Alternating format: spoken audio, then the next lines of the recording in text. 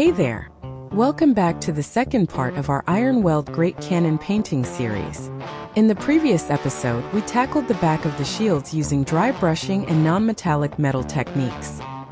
Today, we'll shift our focus to painting the wood on the front of the shields in the striking colors of Hammerhal Aksha. We'll also pay special attention to the intricate metal ornaments, the purity seals, and the central gargoyle before applying the Heraldry decal. So let's fortify our position and conquer the gray.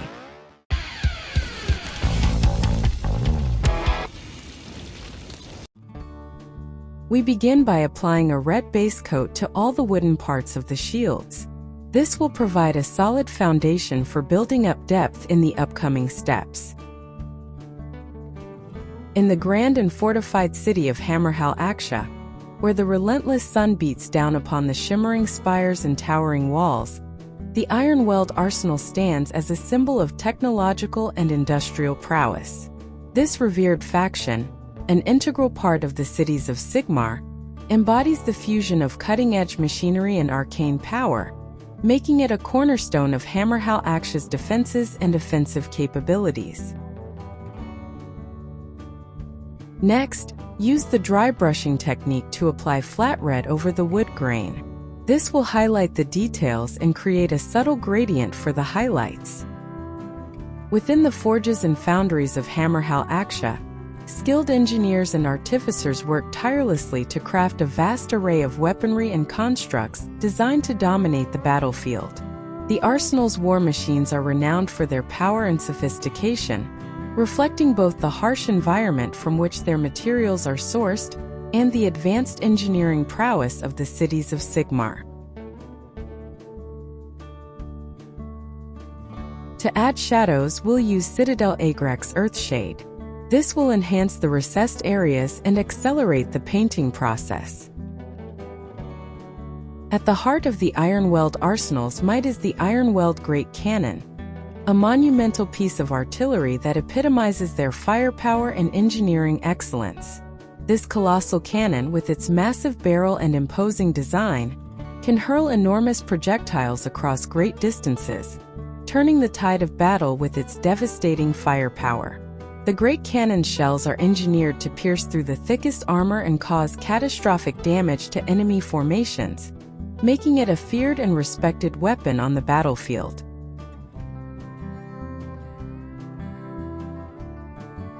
Once the shade is completely dry, we reinforce the widest nooks and crannies with black glaze. When used sparingly, it will blend with the red color and serve as a liner to darken the deepest cracks. The Ironweld Great Cannon is supported by a team of elite artillerists who operate the weapon with precision and skill. Their expertise ensures that each shot is both accurate and devastating, capable of shattering enemy defenses and wreaking havoc among their ranks. The cannon's sheer size and power also make it a central piece of Hammerhal Aksha's defensive strategies, able to dissuade or obliterate any forces that threaten the city.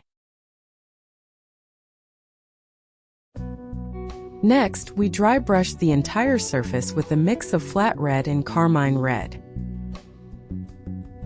Strategically, the Ironweld arsenal excels in harnessing its firepower to control the battlefield. The Ironweld Great Cannon's long-range capabilities allow it to engage foes from afar, softening the enemy before the main forces of Hammerhal Aksha move in. Its presence on the battlefield provides a significant advantage, as its barrage of explosive shells can break through enemy lines and create openings for allied troops.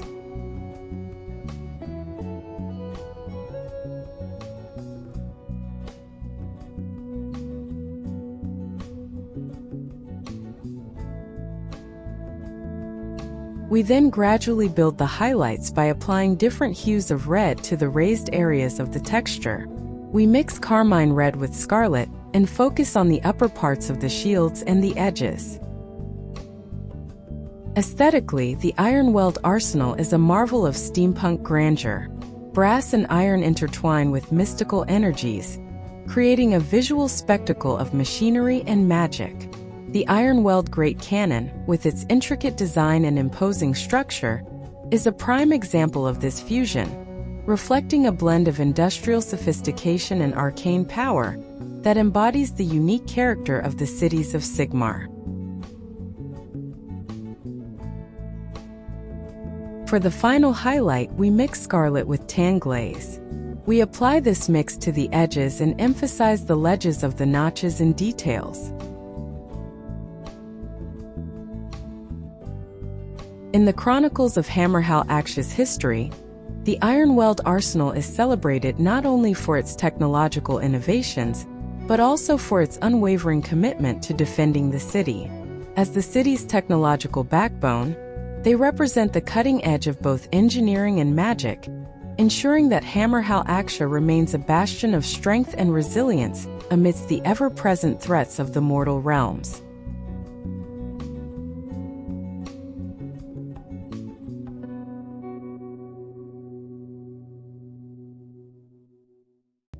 After taking a closer look, we realize that the highlight isn't as strong as we would like.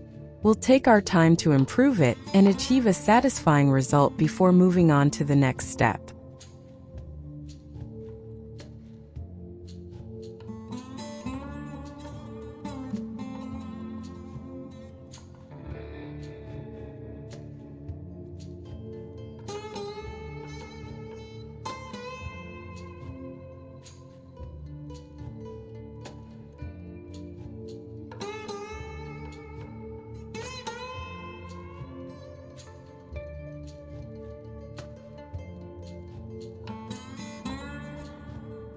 With these adjustments, that should do it.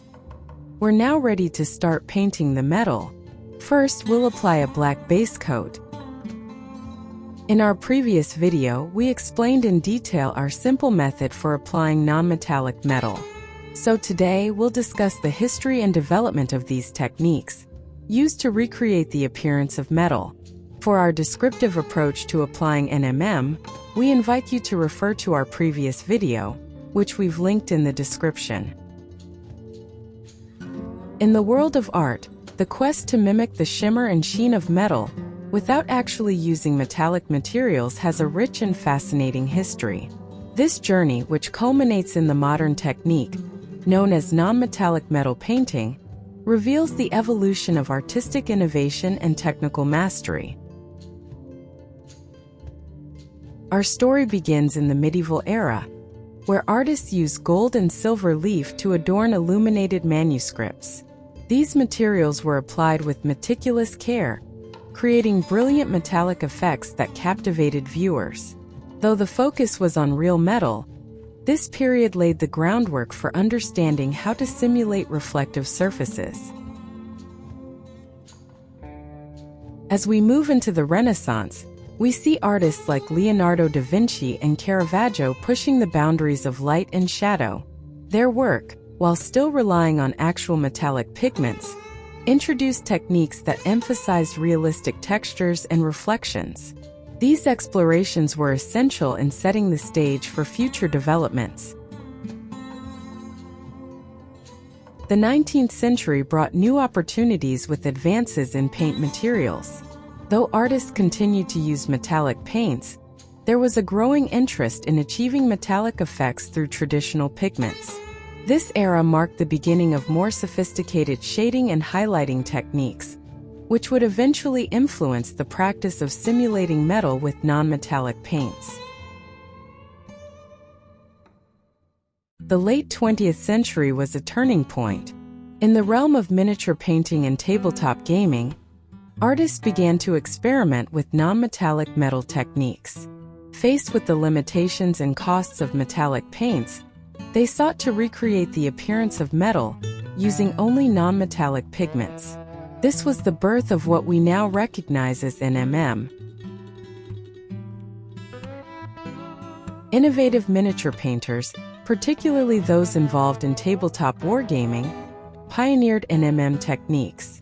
By understanding the reflective properties of metals and applying this knowledge with careful color choices, they were able to achieve strikingly realistic effects. Using a combination of base colors, highlights, and shadows, they mimicked the look of gold, silver, and steel without ever using actual metallic paints. As NMM techniques gained popularity, they became a standard in miniature painting and model making. The practice provided artists with greater flexibility and control, allowing them to create the illusion of metal with precision. Advances in paint formulations and tools further enhanced the versatility of NMM, making it accessible to hobbyists and professionals alike. Today, non-metallic metal painting is a celebrated technique, widely adopted and continually refined. The growth of online resources, tutorials, and workshops has spread knowledge and skill, allowing artists around the world to master this sophisticated art form. Through NMM, artists continue to explore the boundaries of realism and creativity, proving that even without metallic pigments, the allure of metal can be beautifully captured on canvas and models. Before applying the final off-white highlights, we'll first paint the decorations and the gargoyle head in gold like we did on the backs of the shields. This will ensure that the final highlight is evenly distributed over both the metal and gold elements, resulting in a consistent light reflection across all surfaces. We'll begin by applying a flat brown base coat. The colors chosen are from our preferred non-metallic gold formula. Don't hesitate to try out various shades to discover a gradient that suits your taste, achieving a realistic and eye-catching gold effect.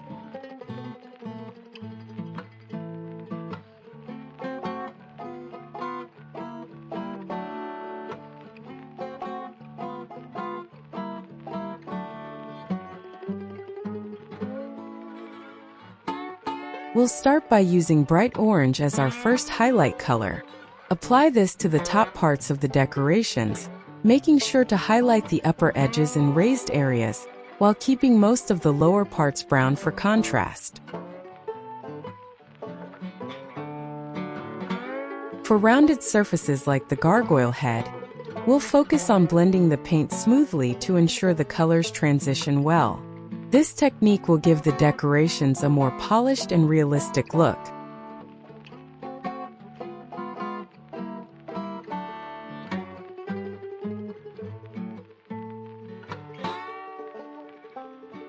After the bright orange highlights are applied, we'll evaluate the overall effect and choose another color to refine the gold appearance.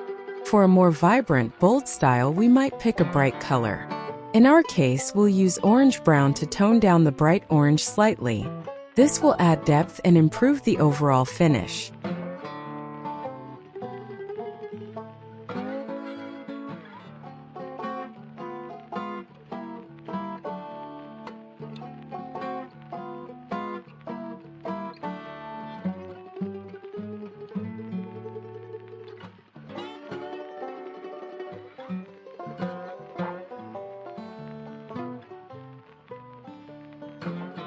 Next, we'll mix orange-brown with flat yellow to create a transition color. This blend will help smooth out the color gradient.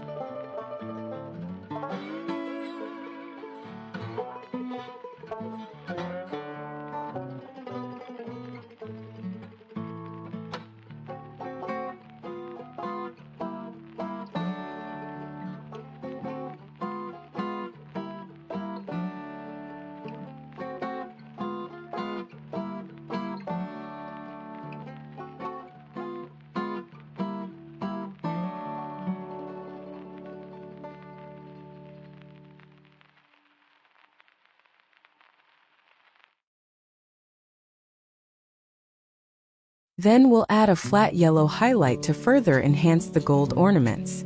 This step is important for achieving a rich, vibrant look and will make the gold finish more luminous. We apply the yellow highlight to the areas where light naturally hits the gold decorations, like the upper edges and raised spots.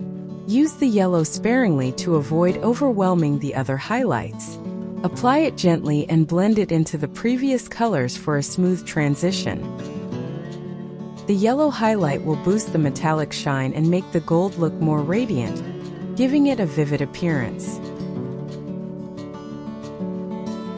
Finally, we'll incorporate an off-white highlight to accentuate the highest points of our decorations and achieve a bold contrast. This step will perfect our gold finish by adding a sharp and clean highlight that simulates the effect of light reflecting off the metal.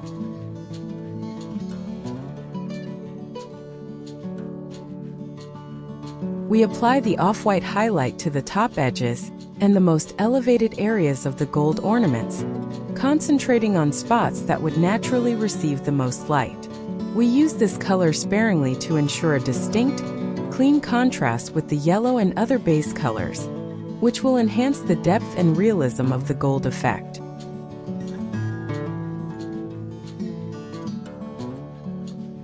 In addition, this final off-white highlight will be applied to the metallic parts of the shields. This will make certain that all highlighted areas reflect light uniformly, creating a strong and consistent appearance that improves the overall result.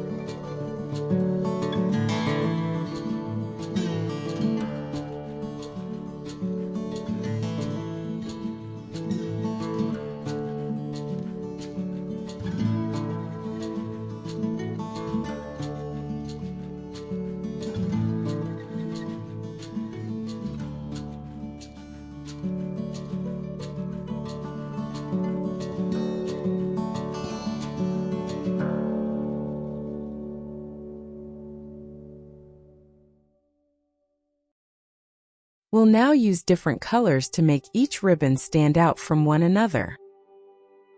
In the gleaming city of Azurheim, the air was filled with the scent of incense and the hum of sacred chants. Once a beacon of light in the mortal realms, Azurheim remained resolute under the watchful gaze of the god King Sigmar. Yet even here, amidst towering spires and hallowed halls, the shadows of chaos were never far away. Within the grand citadel of the Golden Light, priests and clerics moved with deliberate grace, applying purity seals to every surface. These delicate scrolls, adorned with holy runes and inscribed prayers, were more than mere objects. They were bastions of hope and divine protection, infused with a fragment of Sigmar's power to repel corruption. As the first morning light filtered through stained glass windows, casting vibrant patterns on marble floors, the priests placed the seals with care. One by one, they adorned the great halls, altars, and walls, each seal pressed into place with blessed wax and shimmering with holy text. High Priestess Alara led the rite, pausing before the central altar to affix an ornate seal to the archway. The seal's divine power seemed to ripple through the air, a subtle sign of its protective influence. Outside, dark clouds gathered and the distant rumble of chaos echoed through the city. Yet within the citadel's walls, the purity seals formed a radiant network of faith, standing as a barrier against the encroaching darkness. In the city streets, the inhabitants went about their lives reassured by Sigmar's protection. Children played by grand statues, and merchants worked with a calm bolstered by their faith. As twilight descended, casting long shadows, High Priestess Alara surveyed her work with quiet pride. The purity seals, symbols of Azurheim's resolve, stood firm against the darkness. Within the city's fortified walls, hope and faith intertwined, creating an unyielding barrier and a steadfast reminder of Sigmar's enduring light.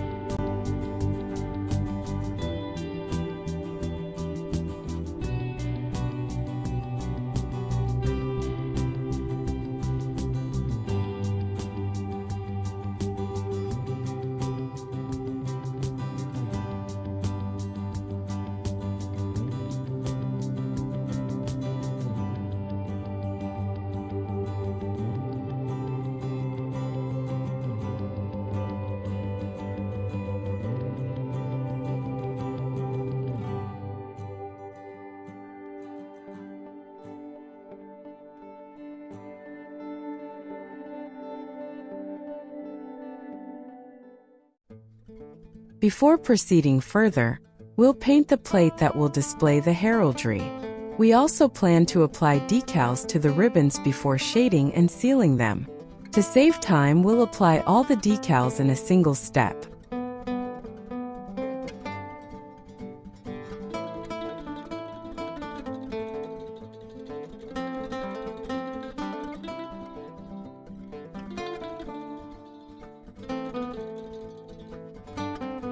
When the base coat is dry, it's time for us to apply the waterslide decal.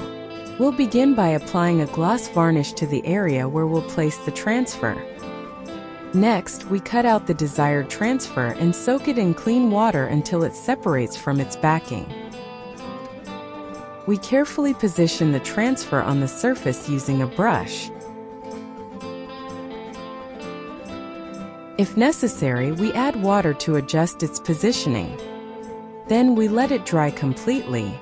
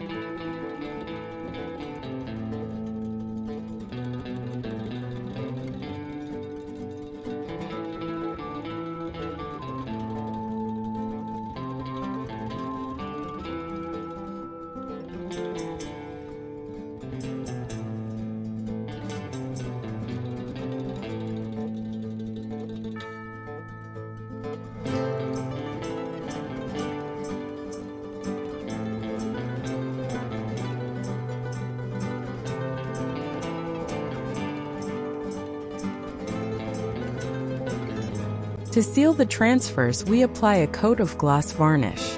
This ensures a solid finish and prevents the transfer from peeling off. Once the varnish has dried, we create battle-worn effects by painting scratches and chips.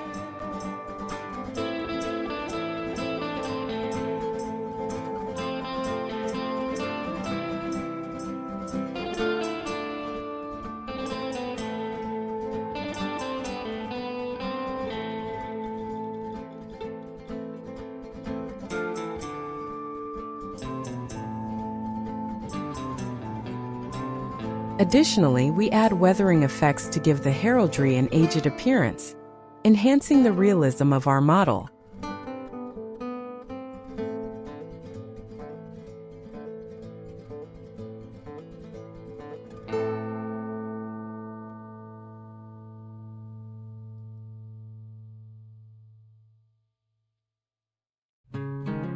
We hope you enjoyed this video and found it helpful on your creative journey.